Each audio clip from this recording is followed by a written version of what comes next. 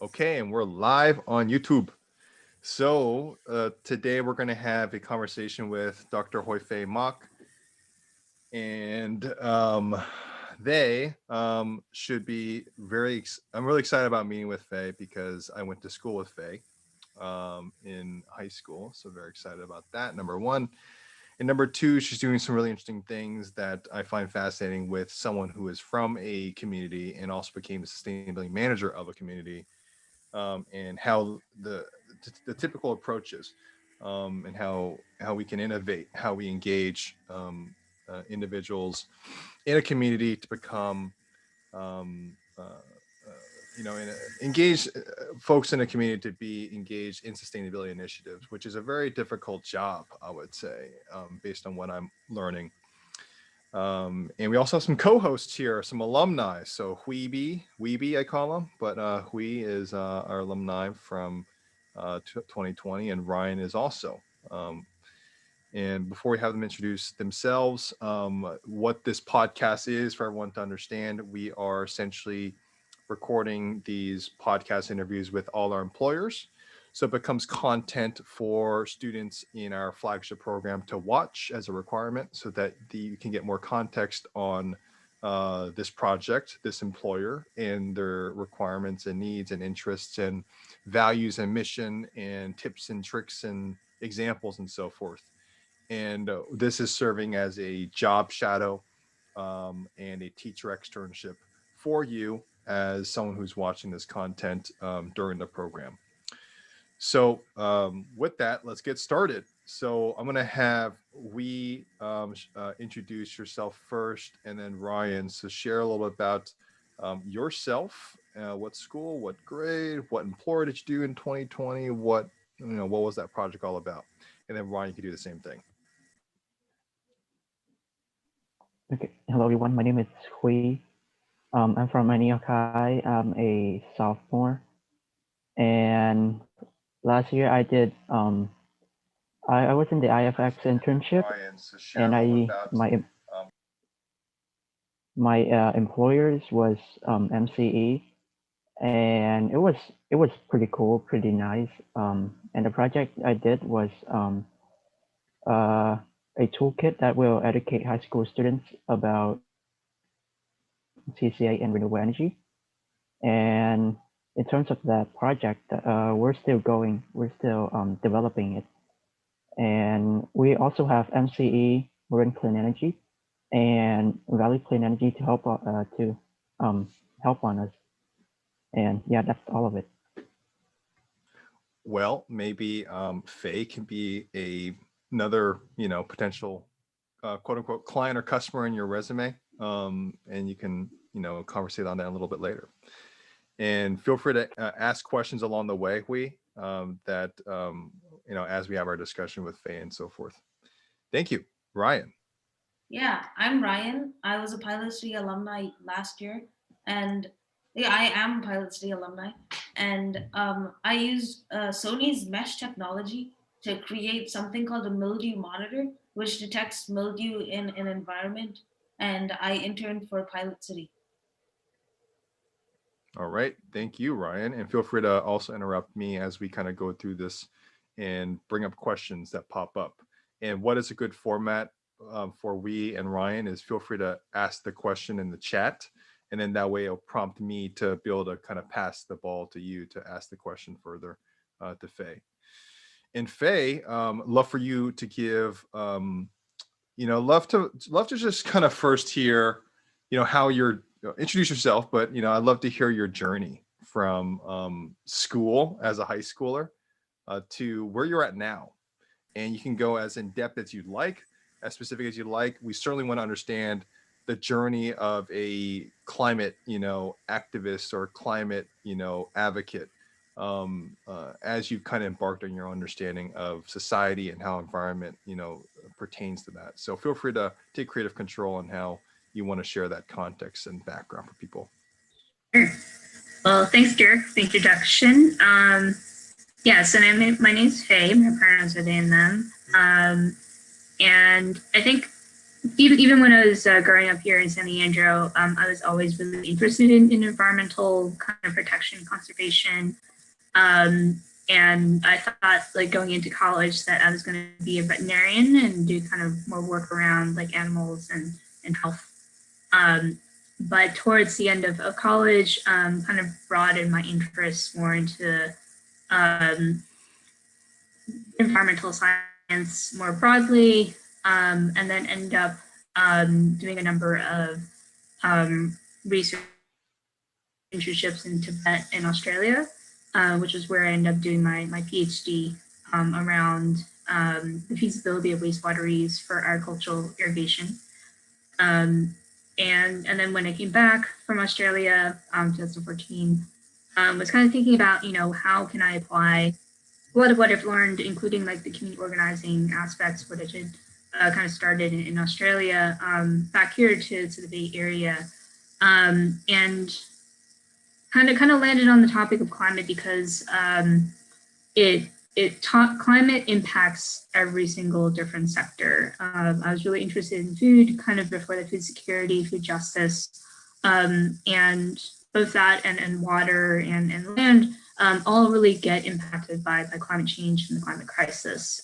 So I thought that would be a good kind of avenue for being the umbrella topic of which I can operate and do kind of more specific projects for water, for food, for these different things, but not get limited into only focusing on that topic. So then I ended up in this AmeriCorps program, which I highly recommend. It's called the Civic Spark program. It's a statewide AmeriCorps program for college graduates, as well as other kind of professionals in the field. And you get a really hands-on opportunity to look at climate action, climate resilience projects with different organizations, primarily with government organizations. And so I ended up with the city of Emeryville and was able to write pretty much their entire climate action plan. And that was a really great opportunity to kind of learn about, how to do policy, how to transform some of the things, the technical knowledge I had while in getting my PhD into policy and how it lands at the community level, and especially was able to then combine my community organizing background into reaching out and doing the outreach process. And so fast forward a couple of years, and now I'm at the city of San Leandro, and also now embarking on this climate action update process as well. And I think what's really unique about this opportunity is that having the relationships that I do growing up here, and also having the climate justice kind of perspective that I bring, it's really enabled us to have the development of climate action plan that's really centering community-driven decisions and climate justice, knowing that climate change really exacerbates a lot of the existing inequities brought on by racism, brought on by poverty that people face every day. And so, and knowing that we have to be developing the particular climate strategies to prioritize getting those benefits to those whose needs aren't unmet right now. So it's both trying to address the underlying issues of systemic kind of inequities, as well as trying to address those current impacts, like who's getting the most exposure to wildfire smoke, who's outside more, who's going to be impacted by the power outages and so on. So really approaching that and being able to build up the capacity of the community to be able to respond to a lot of these things. So that's kind of the approach that I've taken in the work more broadly. And I think one of the reasons why I'm particularly excited about this project with PilotCity is that there's a real opportunity to center the voices of the people who are impacted the most. So what I mean by that is that traditionally in climate planning, or planning in general by government, is that a certain number of people make the decisions, and they tell the public what those decisions are, but they don't really have an opportunity for folks to kind of really center what they think should happen. And even when it does happen, it's usually limited to the people who have certain access, who have certain kind of political capital to be able to kind of influence what happens. So we know now that, that is not a sustainable model, that is not equitable. And particularly when we're thinking about trying to create a different vision for what's possible, we really need to be having folks at the table who are impacted most to shape those kind of decisions. So in San Leandro, what part of what needs to happen is that there needs to be built this capacity for folks to step into their leadership and to step into their stories, to then, really elevate that so that it gets to the decision makers and to the policies to start figuring out, okay, these are our needs, and then these are some of the, policy decisions or projects that we can then create to meet those needs. We can't develop what those projects are until we know what people's needs are. Really the first step in a lot of this process, in the planning process.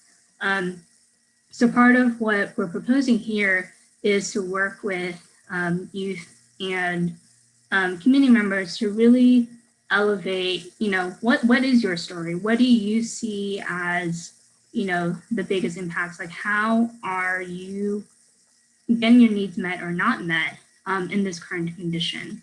And then from there, really to figure out, okay, like, I have this concern about X, like I'm really thinking about trees, or I'm really thinking about, the fact that I can't breathe when there's like a whole bunch of smoke outside. So we can start taking those stories, and we start taking those needs, and then figure out, okay, like, these are the ways that, our community is being impacted. And from there, figure out, how then we can develop those policy strategies. And I see we have a question in the chat, Derek. Yeah. So I want to dive into one layer deeper before I get to Hui's question here, Hui. And I want to talk about the inequities part and then the storytelling part, right? Because you're talking about, I can't breathe in this particular air, or I can't, like I'm, in my environment, in my neighborhood, and there aren't enough trees, or, there's so many things of what the issues are and the problems are. So I wanted to clarify, like, when we're talking about, say, the inequities part and the storytelling part that we want to ask students to do, and I'll announce more of that definitive, prompt in a second. But are we talking about telling stories of the problems and the issues, or are we telling stories about the inspirations and the stories that we'd like to uncover to tell people, to inspire people to be more engaged? Yeah, sure. That's a good question. I think it could be both. Like, storytelling is a vehicle that you can really use to look at both of these aspects. And I think that both vision making and also problem identification are necessary. One, because visions are really, really powerful, and people are really motivated to do work when they see something that they can look forward to. Like, trees are great. Clean energy is great. Like, that really motivates people. Positive images of where we want to work towards. That is always something that's really powerful. Also, at the same time, though, we want to see, okay, like, what are you not seeing? What are you not getting your needs met? One, because like it's important for us to kind of understand like where the gaps are, and it's not just the things that are physically visible, but also like where are people like not able to kind of access things, and because like not all problems have a real physical kind of like visual to it, it's important for us to kind of just understand, like for example, the health impacts. It may not have like a physical kind of like image that's associated with the benefits.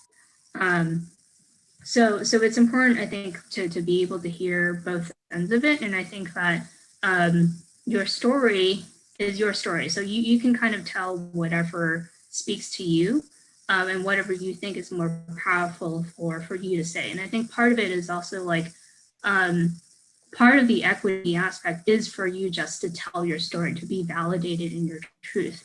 Because a lot of times in these kind of government processes, like we're telling you what to believe, but we're not listening to you, right? So this is also just an opportunity for you to be listened to, in addition for us to kind of gather information and be able to work with you to collaborate to figure out what the solutions could be.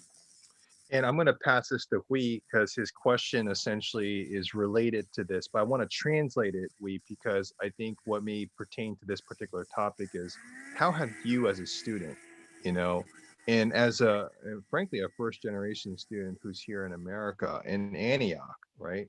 You know, in a diverse community, like how do you perceive this issue of people who are in areas and jurisdictions where they may not be communicated to the programs, right, in sustainability that are occurring in Antioch, or do you see that there is a gap, between folks who are not receiving the service and in the programs with, those who are, you know, and maybe you can answer that question, Hui, and maybe elaborate more on your question too.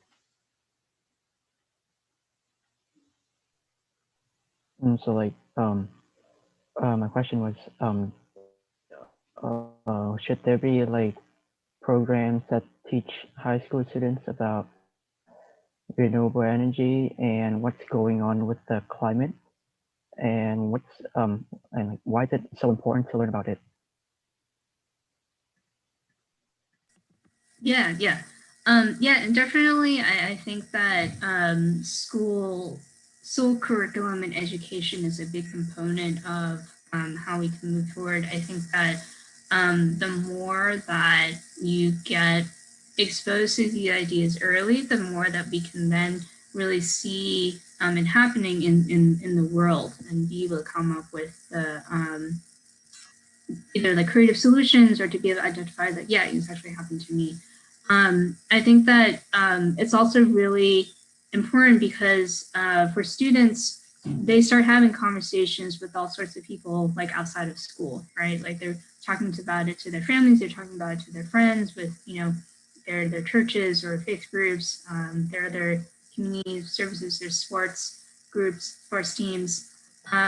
So it's a real kind of like catalyst to be able to start a movement. And that, I think ideally, like this is where we want to go. We want to catalyze momentum in a movement in order for us all to take climate action, all to kind of see and put pressure on the right folks to make things happen.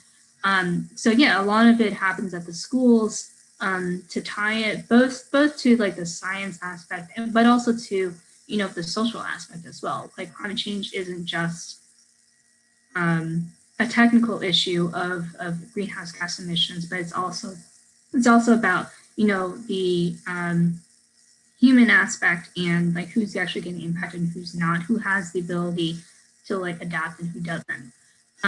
So I think a lot of those kind of nuances are really important for students to learn, so that we don't get trapped into false solutions where we're just kind of trying to push on market solutions or technology. I mean, those things should really take into consideration as well. Like, are we getting to the root causes of climate change? And that really needs to be something that's taught really broadly. I want to elaborate further on that topic, because I think what we is kind of saying is, there also are opportunities. I mean, there's a function obviously with schools, right? In the function of students who are a mass of people who are in a community. And there's obviously the students in a school are the the representatives of families in a local community too. So how do you, when you're doing your work and you're trying to mobilize efforts and programs and so forth, what challenges are there in working with local students in enabling them in mobilizing sustainability based initiatives, and then what are some of the opportunities of it as well? Yeah, that's a great question. So I think sometimes like students may feel like we're talking about things where they don't necessarily have control over. So for example, like we start talking about, making energy efficiency changes around the house, and then like, doing upgrades, installing solar panels. Students by themselves may not necessarily have control over those kind of decisions, like at the household level. That might be something by their parent or their caregiver, or even their landlord. They may not, own the house. So there may be some of those decisions that are kind of outside of their realm of control. And that might be discouraging for some folks, but I think also like it's really encouraging because we see a lot of really strong youth-driven movements here. So for example, Sunrise Movement, Youth versus Apocalypse, and a few others, like they're all led primarily by folks who are in high school and college years, or even some in middle school.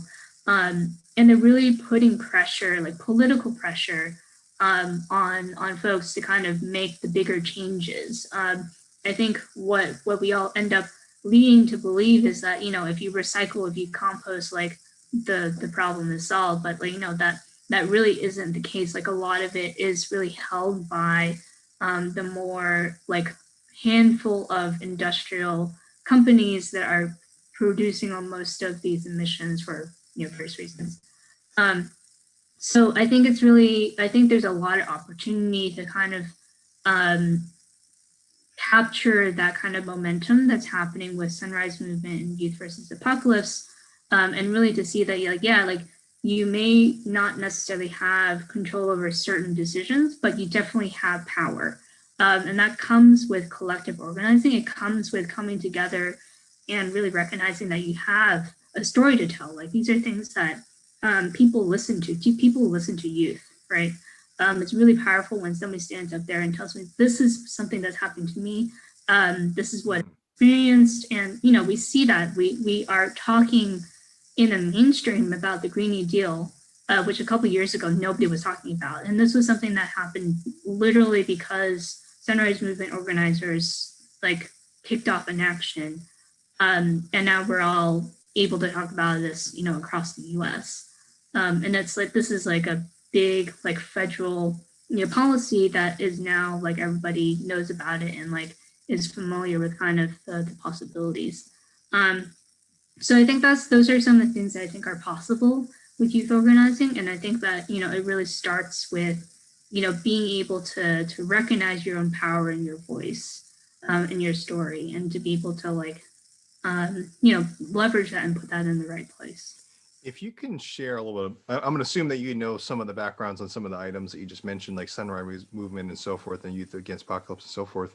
How can you tell us some of those stories? Like, how did those get started? How might a youth, right, get started with some of the stuff based on what has happened with these phenomenal stories that have occurred recently? Yeah. So I am also part of a Sunrise Movement, not super actively, but I do follow their work. So there's a very active Bay Area chapter that I invite everybody to, to look into. They have trainings and events and really accessible ways to get plugged in. So if you're interested in that, I can drop more information into the links in the chat or whatnot. Or the resources in the program. Yes, in the program, yes. There is, it is going to be all in the link section there, or you can just Google Sunrise Movement Bay Area. But it started, I think in 2017, with, just a group of really passionate young people who really saw that, this isn't just something that's happening 50, 100 years from now, this is happening now. And for folks who are, 18, 19, 20 years old, they're not going to have a future. Like we don't have a future if we don't do anything about this. Like it's happening now, right?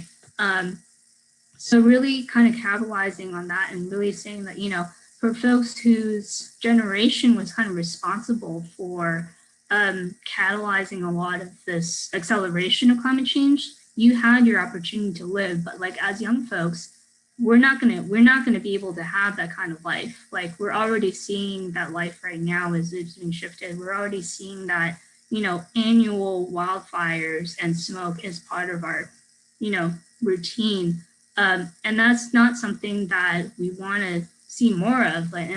So it's really powerful for folks to be able to tell those individual stories.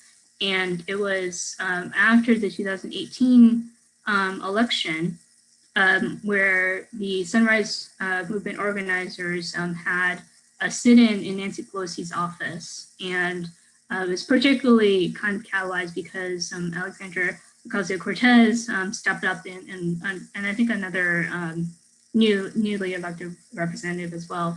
So it gave a lot of kind of political clout to their platform, and they were really saying, you know, with this new election of Democrats to Congress, you need to prioritize Green New Deal. You need to prioritize the just transition. You need to prioritize having clean energy. You need to prioritize moving away from fossil fuels. Prioritize, you know, addressing the funding for public transit and, you know, all these other things, which is all part of the Green New Deal policy package. And then all of a sudden from there, that really cause the momentum of the movement to really move forward. And so from there, like, I think there's over like 100 chapters of Sunrise Movement groups across the US, and you know, they've really pushed hard to elect different progressive candidates that support the Green New Deal and other kind of like these policies. And then now with the this new federal administration, I think they're kind of figuring out, you know, how can we continue this momentum, and how can we continue to push and make sure that the politicians that we helped elect are actually going to, you know, make do their promises and make sure that, you know, what they said they were going to do is actually going to happen. I want to talk about kind of the scoping before we go even deeper on this. And because it's interesting, because you mentioned a lot of different variety of things, right? And that's what sustainability is now. It's almost like truly the word sustainability, right? It means sustainability of life on Earth in terms of humans and how we actually interact with the planet. So it doesn't necessarily mean putting solar panels in your house, recycling, and doing all these things that people typically know of, you know, buy an EV. But it does incorporate, it's doing those by default, right? Or at least trying to move our culture and behavior towards those baseline things to just knock those out the park. But we're also talking about things like, you know, we're talking about a lot of other aspects, right? Of Mhm. of the what makes the solution, right? So give us some specific examples of the priorities of things that that people, you know, like what we should prioritize, right? Yeah, sure. And So and things that we may not know, right, would be mhm, mhm. a sustainability initiative, Yeah. and so forth. Yeah. Yeah, there's definitely a lot of different aspects to it. So obviously most people are kind of most familiar with like things at the household level with the recycling, the composting, solar panels, and the EV. But it really goes way beyond that. There's a lot of work around, you know, public transportation, making sure that we're trying to shift away from having, you know, folks have to rely on cars, but to be able to like make it affordable and accessible for folks to take transit, and also to have housing next to that. Because what we're seeing with urban sprawl is that you get these really, really like big neighborhoods that are really far away from the job centers, which then, you know, increases our footprint. So trying to have more housing near jobs, near transportation, and all of it, you know, making sure that that's affordable and accessible to people is a really big component of how we can drive down climate emissions. So that's one thing. A lot of Mm-hmm. the, at least within the climate realm, there's two big categories that we typically think of, which is mitigation, which is basically the reduction of your greenhouse gas emissions and the future climate change, and then adaptation, which is addressing what's already happening, what's already built into the system. So that's all your the sea level rise, the wildfires, the smoke, and so on. So there's different strategies that we do to deal with both of those things. So usually in the mitigation category, we think of trying to have green buildings with like the newest kind of technology and understanding of what has meets people's needs while also being safe and environmentally friendly. So it has a lot to do with like energy efficiency, natural lighting, open spaces, that kind of thing. There's also like just looking at circular economy. So instead of just producing something and then throwing it away when it's done, trying to design things so that you can reuse those elements after that particular appliance has finished its life cycle, and make things modular so that you can actually deconstruct things and not have to throw away the entire appliance, but also to be able to just fit in what needs to be repaired into that. So there's a lot of thinking around circular economy, and then trying to shift more to like a repair and fix kind of mindset rather than the buy that we get in the capitalist kind of system. So those are kind of some elements in the mitigation category. And then in adaptation, it's a lot of focus around like health and making sure that folks who are unhoused or working outside all the time, that they have the appropriate kind of protections, and making sure that we're trying to meet people's needs when there are climate crises like the power outages, the smoke, the fires. A lot of it merges with the emergency management. So there's a lot of kind of potential collaboration opportunities there. But climate professionals tend to take more of a health and equity kind of perspective to emergency management or these types of scenarios, and thinking kind of more broadly with like, how can we build things that are not just looking at the immediate impact, like the crisis moment, but also like how can we have things that are sustainable and resilient in the recovery, in the day-to-day kind of like periods as well, because there are going to be some things that are kind of ongoing crises like the pandemic, and so it's not just like one kind of flash moment of need, but there are kind of needs that can be met over time. And so how can we have an environment and infrastructure system that can support and meet all of those kind of needs? So it's like thinking about that is about thinking about heat effects, which we haven't seen as much here in the Bay Area, but we're kind of anticipating with unfortunately increasing temperatures that there is going to be more and more extreme heat events. So trying to prepare for that with more trees, more shade, looking at different building materials so that buildings are kept cooler, making sure that is it equitable to have air conditioning in every house? Maybe not. Air conditioning also contributes to climate change, so it's kind of a weird solution and the conundrum at the same time. So trying to figure out those types of scenarios where it's it's an immediate need that needs to get met, and also we're trying to figure out how to prevent those future scenarios. And then obviously like there's some things that are happening naturally in the system, like the wildfires, like that's part of the natural climate of California, but then it gets accelerated through drought, through the increased temperatures and so on. So figuring out how we can move towards like traditional indigenous techniques, like controlled burns, that can help with these types of things. So anyway, there's kind of like, there's a very broad spectrum of issues that we deal with. And I think it's important for people to realize that the individual household actions are part of it, but there are other things that people can do.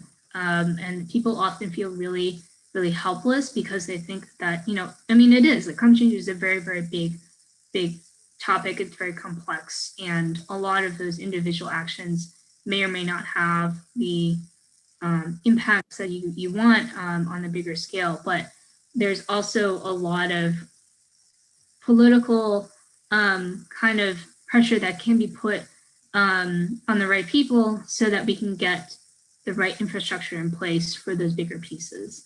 And I think that's where it's possible to get more help from the community.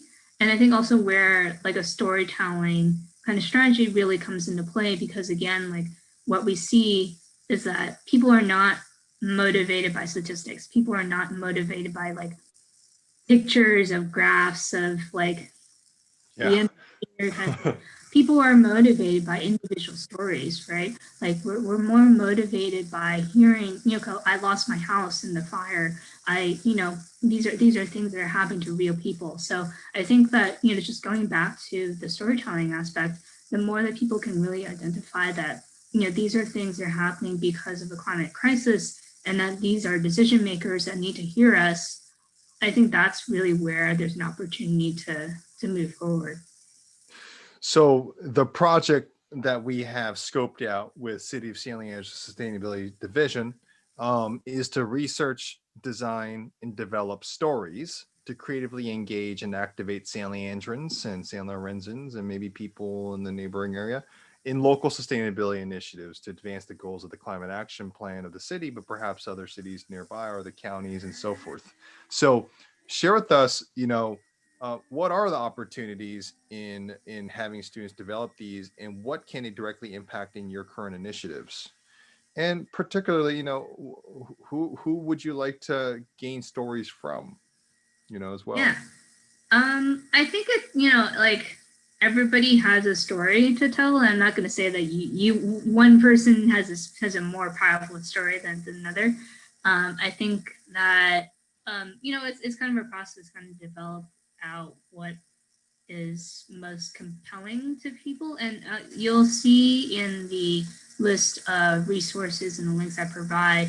I give examples from Sunrise Movement, from Climate Justice Alliance, where they have actually youth telling their story. So you can kind of hear what other people have done and what you think is most compelling. I think that's probably the best way to kind of curate what elements that is most powerful. And even Sunrise Movement even has kind of a storytelling workshop training that they run for folks, because they do this so often, that they have these specific resources for that, and that's also listed in the links. So in kind of going back to the other question of like what's going to be most effective, I think that whatever kind of format you feel most comfortable in is going to be most effective for you. So there's always audiences in different spaces that we can catalyze, and I think San Leandro is really ripe in having untapped audiences in a number of these different spaces, whether it's through TikTok or whether it's through Instagram or through other kind of formats. I think that all of it would be appropriate to kind of follow through. So definitely I would recommend, if you haven't already, to take a look at those resources and those links and just kind of get a feel for what has worked for other organizations, and then to think about, what of your story could be really compelling for something like this. Great. And it's what helps in our program typically is when we can scope it out so that people start to kind of can read something and be inspired and have immediate ideas thereafter. So when we say stories, right, we're really asking students for stories that that they've directly experienced with, as well as stories that their families may have experienced, as well as maybe even family members in an extended way, right? Or maybe even friends, right? So it could be probably direct and indirect to some extent, right? Yeah. So you'll see in some of those examples, it's like some of them are like, just kind of describing like the town that they live in, and like these are some environmental impacts that their town kind of experiences. So it's like not necessarily that they themselves like were in a climate crisis, but that the town itself has these kind of conditions that then politicize them in a certain way. Like these are kind of the ways that they see there's a gap in what they don't have that they see other people have. So that can be one way of like kind of a general indirect story, if you want to think of it that way.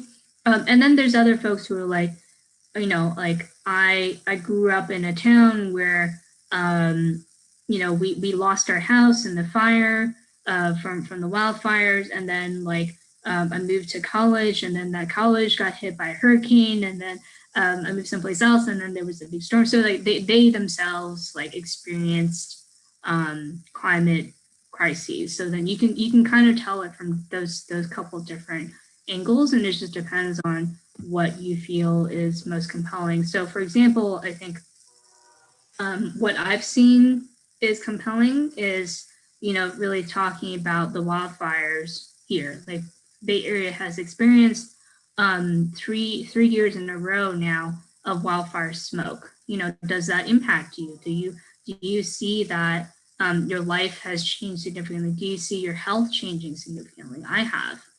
So there might be others who may experience that. Do the power outages affect you? Power outages are linked to climate change because the utilities have been responsible for a lot of the wildfires. So they chose to turn off power to people in order to prevent more fires. But that, can cause a number of other impacts for folks. So, those power outages can also be a thing. And also, heat as well. Like we haven't had as many, but like there have been a couple of number of extreme heat impacts as well. So those kind of flash moments of climate events could be something that you think about, or you can think about more general factors like racism. You think about or poverty, how the different neighborhoods are different. There's a lot of neighborhoods that don't have trees, but then certain neighborhoods do have trees. So does that impact what kind of resources that you have access to? So those are some things you can kind of think about. I think that there's definitely more that you can dive into in both of those different ways. Yeah, and the linking part is what you mentioned is the thing that I would like to try to see where we can inspire some students to generate some of their own stories or source them, because it's hard to think about how outages relates to sustainability. I mean, it's easy for you to recognize that. It's easy for me to connect the dots if they have to turn it off because they may spark wildfire and so forth. And it's also, pretty, I think, obvious that there's, when our air is completely clouded with smoke, that it stores somewhere, and it got started somehow, and it was probably through heat of some sort. So for those students who may not have the rule of thumbs or the context to connect those dots, how might you what piece of information, what kind of rule of thumb might you be able to support them on that, or give them to help them connect the dots, as they live their daily life and recognize these things? Mm-hmm. Yeah, I mean, like that's a big question. I think that it is. It's really difficult because it's very broad, and it's like, how does trees and consider it kind of a process of politicization. So when I say politicization, I don't mean like you're going to go into become a Democratic Party voter or anything. I mean that you're becoming aware of the systems that occur around you, and you begin to be able to connect the dots between what's happening to you or your family members, your community, to bigger kind of entities around. So it is not something that you do overnight. Definitely for me, like it's something that I've, this is a 10-year process that, I've accumulated knowledge, not just talking about the specific climate kind of issues, but also the equity issues as well, because, there is that social kind of component to it. So I don't expect anybody to be able to immediately come up with anything that is at a certain level. you know, I would love it if you do, but like don't put that pressure on you to do that. I think instead, like, you know, looking at the examples in the resource section, I think is a good start. Looking at other people and their stories and just hearing them, like hearing your peers, like, and the type of things that they're able to kind of connect to, I think is always a good start, because then you're able to see, oh, like, oh, okay, like this is somebody who's gone through a certain set of life experiences that I can kind of relate in my way, or not, you know, depending on what your circumstances are. And to be able to see that, okay, like these are some of the things that are in play. And I think that, yeah, like just try and treat it as this is the beginning of a journey in terms of understanding how all these different pieces come together. Because this is, you know, this project will end at the end of summer, but your learning process will continue beyond this. So I think that looking at it from that lens, I think will help to like continue your curiosity around this. Mm-hmm. And then just, you know, kind of start out, like always encourage you to look at Sunrise Movement, because there's a lot of resources around this in the yeah, just in terms of the storytelling and type of connections that they're able to make. So if you can't find something on my list of resources, I definitely recommend just looking at Sunrise Movement in general. Yeah, it's almost like asking students, you know, because for me, like I don't know exactly. Well, I studied architecture, and I wanted to study biology as a minor, so that I can start to create biomimic architecture, because I found the value of how does passive systems, you know, connect the dot into building a built environment that leads towards sustainability. And that became my intent, my curiosity, right, of why I'm interested in architecture or in sustainability in general. Then I started working for this architect named Eugene Sway, who is a biomimic architect, who, you know, who ate every other day. I don't know if he still eats every other day, but just so he can reduce his consumption and excretion by 50%. He designs buildings like the Fish House in Berkeley to becoming, you know, it's completely passive and there's no air conditioning in it. So that, and, you know, and now, you know, I tried eating every other day. I'm actually about a meal and a half every day at this point. And so I've continued my curiosity down the path. You know, I get pissed off when someone at Starbucks gives me a disposable cup, you know, that type of stuff. And so my curiosity has transformed my life to become more sustainable, right? And it became that one story that motivated me to care enough, right, to make those changes in those behavioral decisions, and to influence my friends or family to do something similar, right, in a creative way, because no one likes being pressured to do anything, especially if you force them to drink out of a paper straw as opposed to a plastic straw, right, that type of thing. So I guess the question, I guess really what we're asking students to do is, what motivates you, right, to be a sustainable person? What motivates you to think about how to be sustainable? What makes you interested in sustainability? What story are you being powered on, right, to do what you or what you want to do around climate change, sustainability, and advancing human society to be more optimized and efficient, so that we're not wasting stuff that we don't need to waste, you know? I would assume that that's how students can generate a story, right, is really ask themselves, why do I care about this, and what story do I have that allows me to be curious? Yeah, I mean, that's definitely one place to start in yeah, like figuring out what kind of story you want to tell. I think that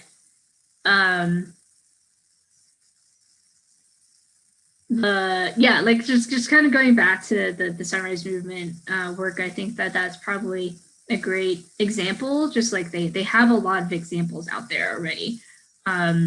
So if you're stuck, like trying to figure out, you know, where to go or whatnot, looking at those resources is good.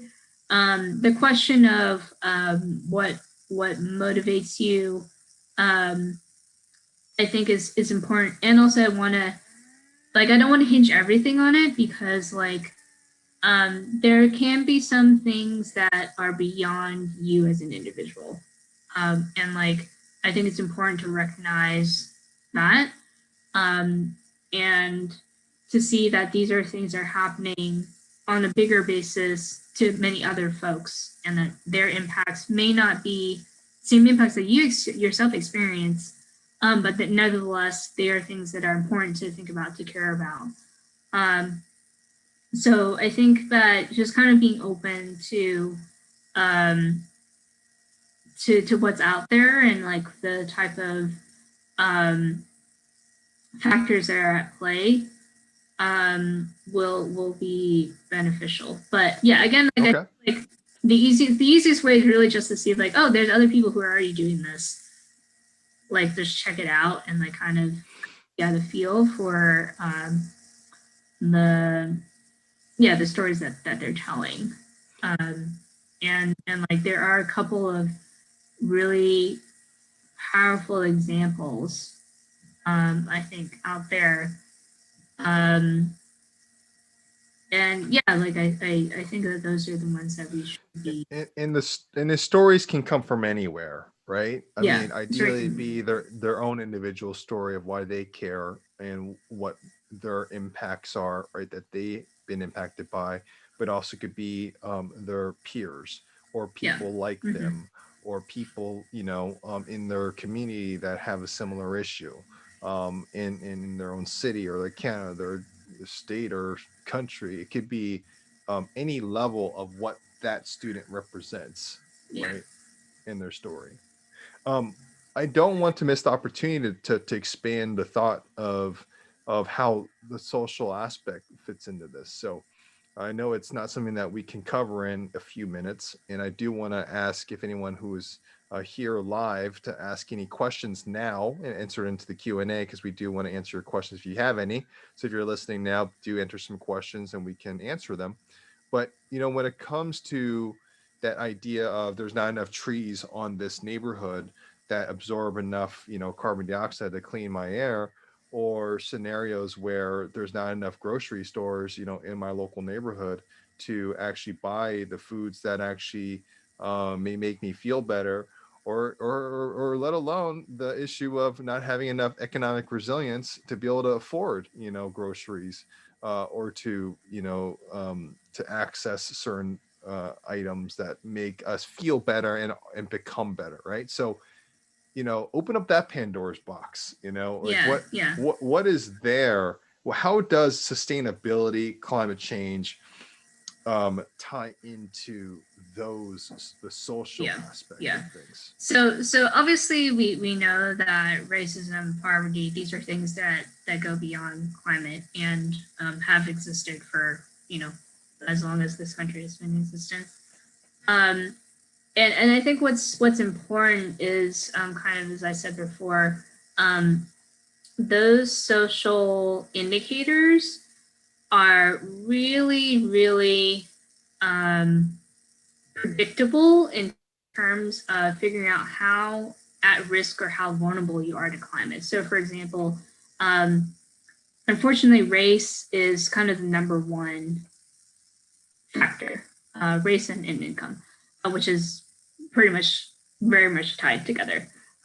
So if you are a person of color, particularly a Black person, living in the US, you may have experienced in your family line not only slavery, but also Jim Crow, and also redlining, which then limits which type of neighborhoods that you live in, which then limits which type of resources in terms of tree shade, in terms of the food deserts, or public transportation, and so on, that you then get access to, which then in turn impacts your health, you know, your well-being. And all of those get passed on from generation to generation.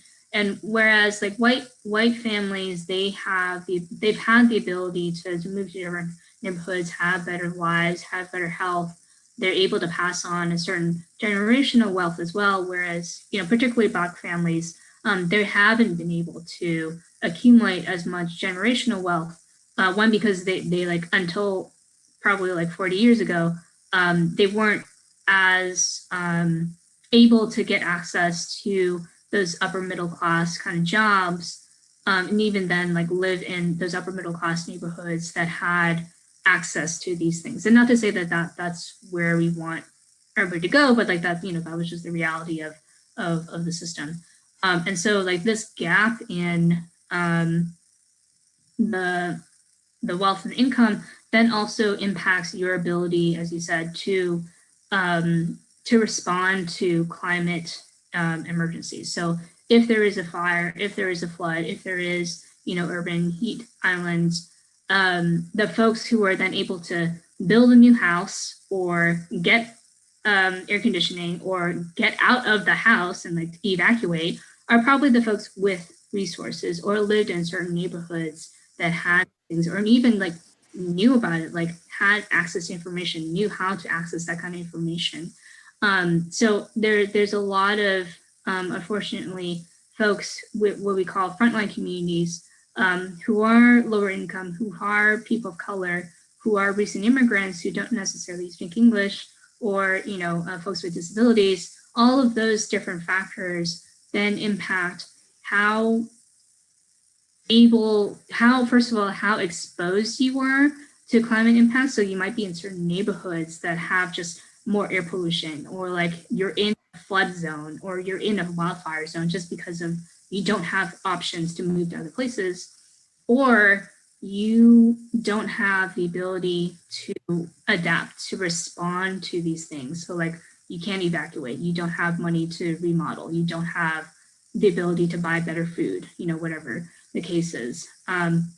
So all these things then basically result in frontline communities with the kind of overlay of the race and poverty and those class things, then become just more vulnerable to climate. And so climate exacerbates these inequalities. So I always describe it as that, climate exacerbates the existing systemic inequalities that are already in our society because of racism, because of poverty, because of all these other things that are happening.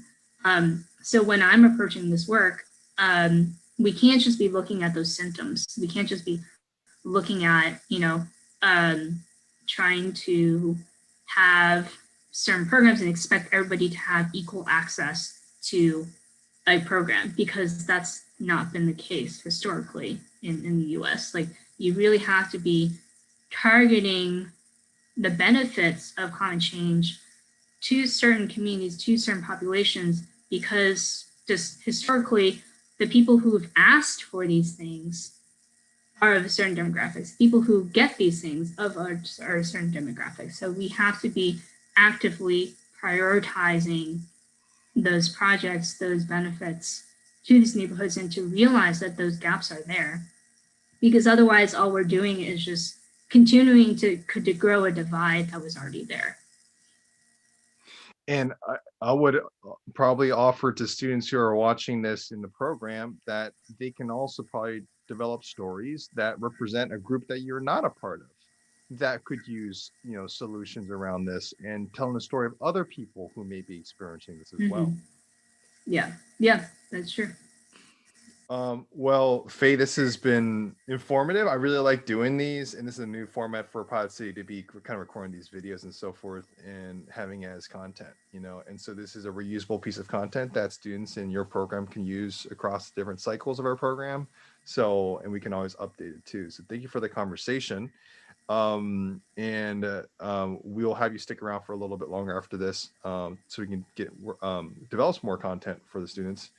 But I will end it now, and I do want to share with everybody who is watching this, our program updates are, we'll be starting our program on February 26th on 2021 on Friday. We'll most likely launch with a digital hackathon between Friday the 26th till Sunday the 25th, the 28th.